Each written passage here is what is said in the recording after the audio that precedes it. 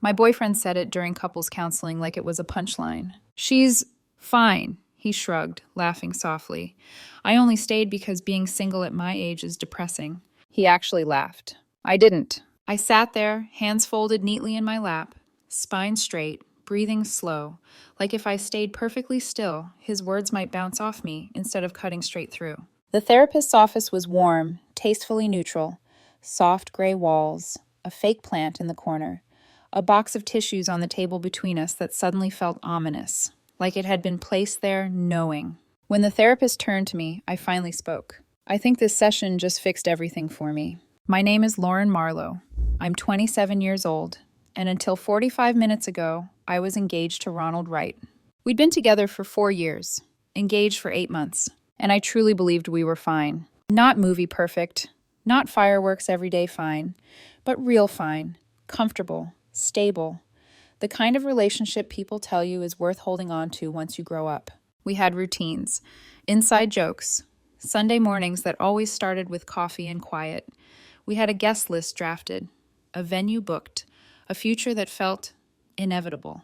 It was Ronald who suggested couples counseling. He said he felt disconnected, said we should check in with a professional before the wedding, just to be safe.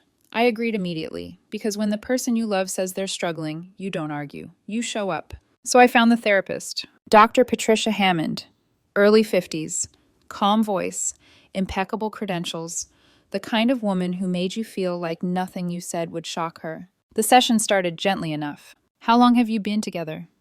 What made you decide to get engaged?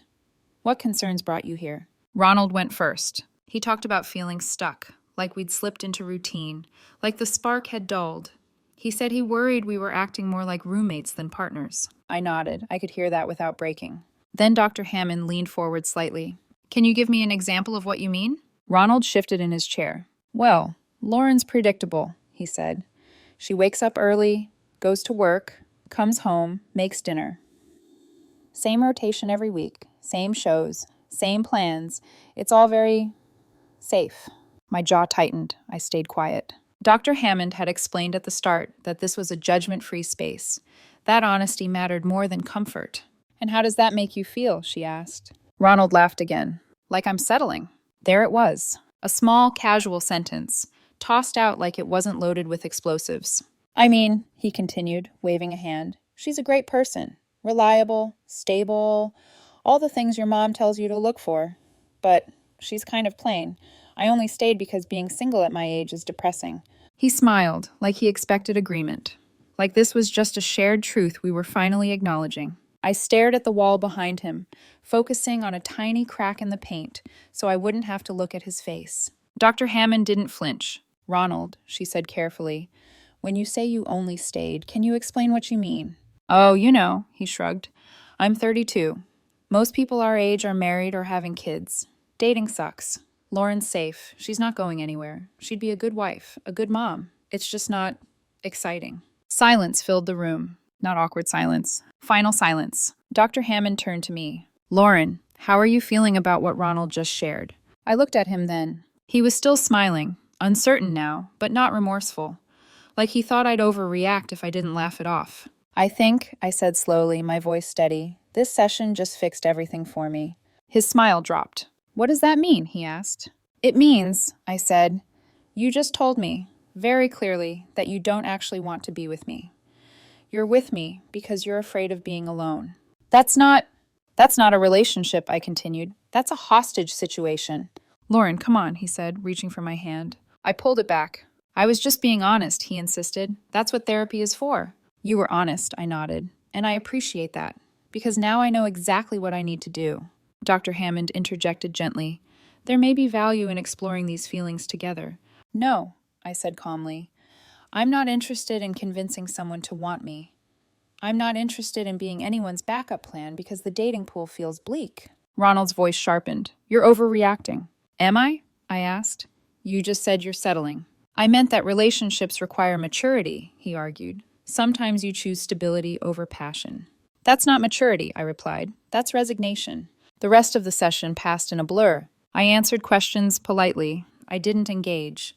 When the hour ended, I stood, thanked Dr. Hammond, and walked out. Ronald followed me into the parking lot. Lauren, wait. I unlocked my car. I didn't mean to hurt you, he said. I was just too honest. The problem isn't how you said it, I replied. It's that you think it. So you're really throwing away 4 years over one comment?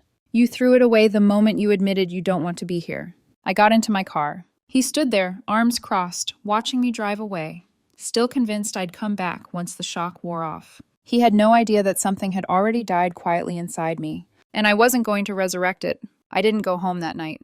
I drove aimlessly for almost 20 minutes, hands tight on the steering wheel, chest hollowed out like something vital had been removed without anesthesia. I kept replaying his laugh in my head. Not cruel, not malicious, just careless, like my worth had never weighed enough to require caution. Eventually, I pulled up outside Maya's apartment. Maya had been my closest friend since college. She opened the door, took one look at my face, and didn't ask if something happened. What did he do? She asked quietly. I sat on her couch and told her everything. Word for word. The session. The laugh. The way he said settling like it was a reasonable life strategy. Maya didn't interrupt. When I finished, she exhaled slowly. That's brutal, she said. And the worst part? I don't think he thinks he did anything wrong. That's what scares me, I replied. He acted like I was supposed to understand. What are you going to do? I didn't hesitate. I'm ending it. She nodded, no surprise in her eyes. Do you want to stay here tonight? Yes, I said, just tonight. My phone buzzed constantly. Ronald called 12 times in 2 hours. Texts followed. You're being dramatic. We need to talk like adults. This is why we went to therapy. Please don't do something you'll regret. I turned my phone face down. Around midnight, another message came through. You're really just going to disappear? That one almost made me laugh. I turned my phone off. The next morning, I went back to the apartment while Ronald was at work. It was technically my place. I'd signed the lease 2 years before he moved in. At the time, it felt like a romantic milestone. Now it felt like foresight. The apartment smelled like his cologne and last night's pasta sauce. I didn't cry. I moved methodically. His clothes folded into boxes. Shoes lined up and packed. Toiletries scooped into a duffel. The decorative throw pillows he'd insisted on. Gone. Every item felt lighter than it should have been. By noon, everything he owned was stacked by the door like a quiet verdict. Then I turned my phone back on and called him. Lauren, he answered immediately, relief flooding his voice. Thank God. I've been calling all night. I know, I said evenly. Listen, your stuff is packed. You can come get it today, or I can drop it off at your sister's place. Your choice. Silence. A what? He finally said. You're not serious. I am. All this, he scoffed, over one comment? It wasn't one comment, I replied. It was the truth. You said it yourself. You're blowing this out of proportion, he said. I love you. He sounded desperate now.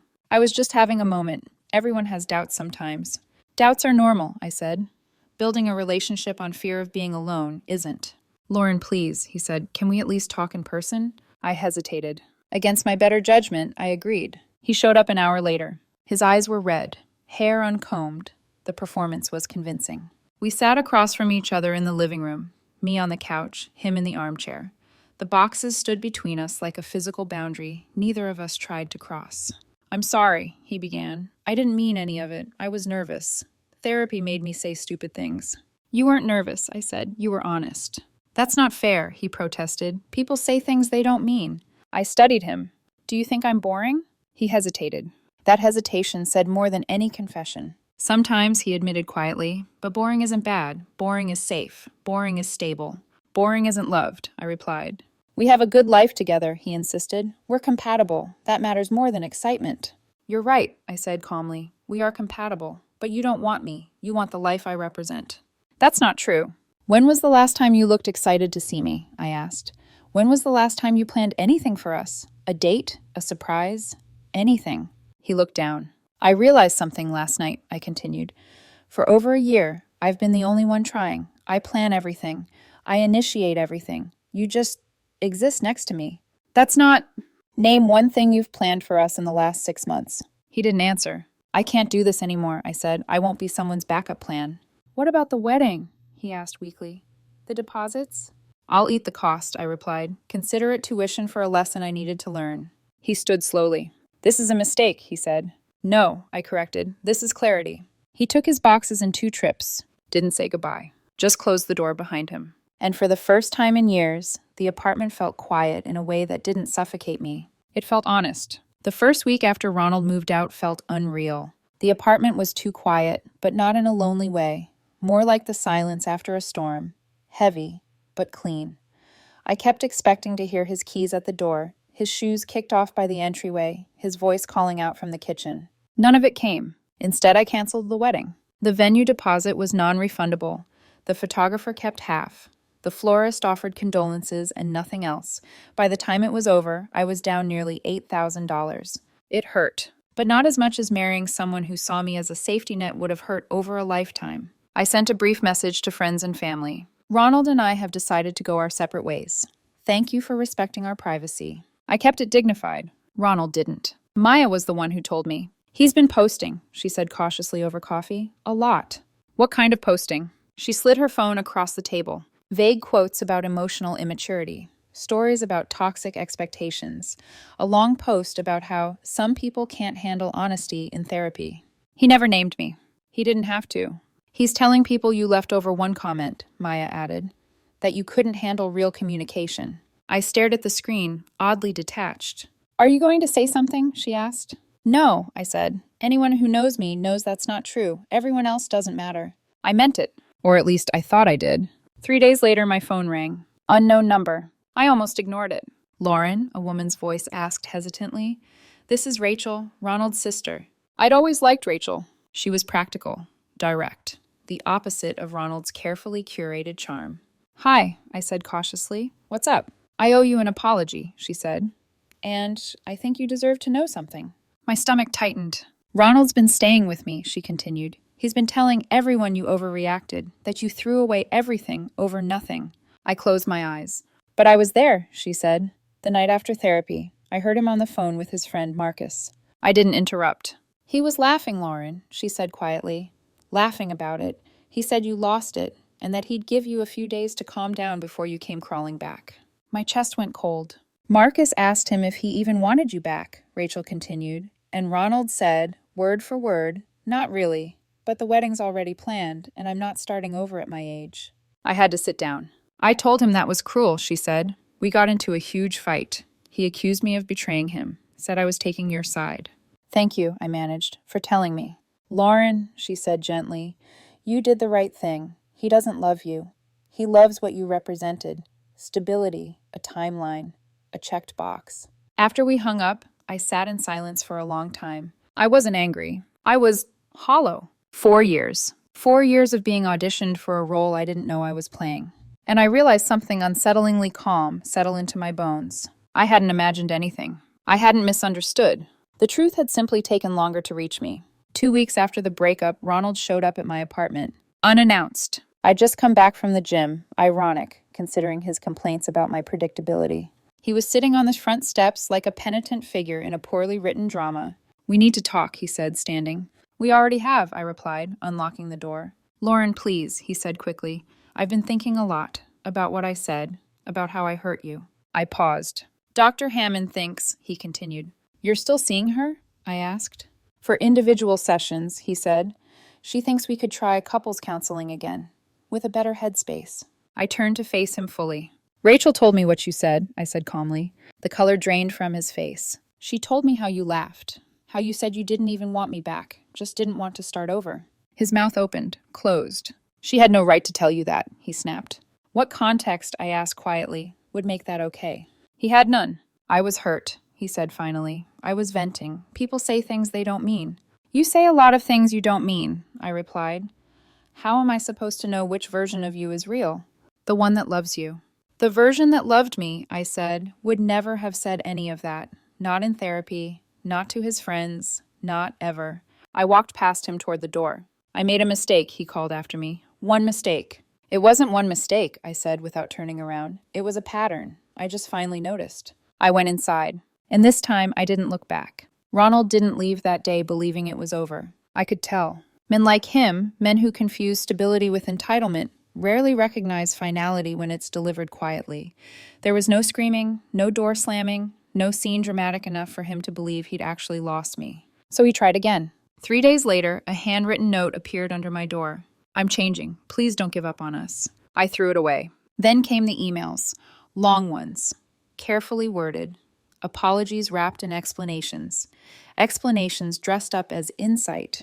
Insight that always circled back to the same unspoken plea. Don't make me start over. I didn't reply. 2 weeks after that, he tried one last time, this time with witnesses. He showed up at my friend group's regular Sunday brunch, sat across from me like we were still a unit. Lauren, he said softly, touching my arm. I removed his hand. This isn't the place, I said evenly. Exactly, he replied. I wanted everyone to see that I'm trying. I looked around the table. Maya's jaw was tight. No one spoke. Say what you need to say, I told him, then leave. He took a breath, eyes glassy. I messed up, he said. I got scared. Therapy brought things up I didn't know how to handle, but I've been doing the work. What work? I asked. Reflection, he said quickly, understanding why I fear boredom, why I sabotage stability. You didn't sabotage stability, I said. You exploited it. Silence fell. I never felt chosen, I continued, my voice steady. I felt used, like a checkpoint on your way to feeling accomplished. That's not fair, he said. It's accurate, I replied. He looked around the table, searching for sympathy. Found none. You're making a mistake, he said, voice tight. You're throwing away something good, chasing some fantasy where passion never fades. I stood. I'm not chasing passion, I said. I'm choosing mutual desire. Then I leaned in slightly, just enough for him to hear. And you never desired me. You just didn't want to be alone. He left without finishing his mimosa. That was the last time I saw him. 2 months passed, quietly. I didn't rebound. I didn't spiral. I rebuilt. I started saying yes to things I'd always postponed because they didn't fit our routine. I joined a weekend hiking group, picked up my guitar again, traveled out of state for a work conference and stayed an extra day, just because I could. Dr. Hammond reached out during that time. She asked if I'd be open to individual sessions. I agreed. In our second session, she said something that rewired the way I remembered everything. Lauren, she said, what happened in that couple's session was painful, but it was also a gift. A gift? I echoed. Ronald revealed a core belief he might have hidden forever. He gave you information you needed to make an informed decision. I still wonder if I overreacted, I admitted. You didn't, she said firmly. You heard your partner say he didn't value you, and you chose to value yourself instead. That night, I slept better than I had in years. I went on a few dates, nothing serious, until Noah. We met accidentally at the climbing gym Maya dragged me to on a Wednesday night. He was awkward in a charming way, asked questions and waited for answers. Didn't rush. On our first date, he asked what I did for fun. I told him everything, and he listened, like it mattered. For the first time in a long time, I felt chosen. Not for convenience, not for fear, but for who I actually was. It's been 2 months since everything ended. Ronald stopped trying to contact me 3 weeks ago. No more emails disguised as growth. No more just checking in messages. No more accidental run-ins engineered by nostalgia. Rachel told me he'd started dating someone new, a woman he met on an app. She described her as spontaneous and exciting, the words he'd always used like talismans against boredom. I wished him well, and I meant it. Because for the first time, my peace didn't depend on him understanding what he lost. My life feels wider now. I wake up without bracing myself. I make plans without negotiating. I exist without shrinking. The apartment no longer feels empty. It feels intentional. Dr. Hammond and I still meet twice a month. In one session, I confessed something I hadn't said out loud yet. I'm afraid I stayed too long, I said. That I ignored signs because I thought love was supposed to feel safe. She nodded. Safety matters, she said. But safety without desire becomes confinement. That sentence settled somewhere deep. Noah and I have been taking things slowly. 3 dates. No labels, no assumptions. He texts to ask how my day went, and actually waits for the answer. He laughs at my dry jokes. He notices things. Small things. The kind Ronald never did. Last Friday, Noah asked me something unexpected. What made you leave? He asked gently. Your last relationship, I mean. I didn't hesitate. He told me who he was, I said, and I decided to believe him. He smiled, not politely, not performatively, like he respected that answer. Maya asked me yesterday if I ever regretted how everything went down. No, I said. I regret not listening sooner, but I don't regret leaving. Would you ever talk to him again? I thought about it. No, I said finally. There's nothing left to clarify. And that felt like closure. People still ask if Ronald ever gave me a real apology. He didn't. Just explanations, justifications, fear masquerading as remorse. That told me everything I needed to know. The wedding deposits? Gone. About $8,000. Worth every cent. Because marrying the wrong person doesn't just cost money, it costs years you never get back. Sometimes, late at night, I think about that therapy session. The laugh, the word settling. And I realize something now that I couldn't then. That moment didn't break me. It freed me. I'm 27. I have time. I have self-respect. And I have a future with someone who will see me as a choice, not a contingency plan. Sometimes the kindest thing you can do for yourself is listen when someone tells you they don't want you, even when they don't say it kindly.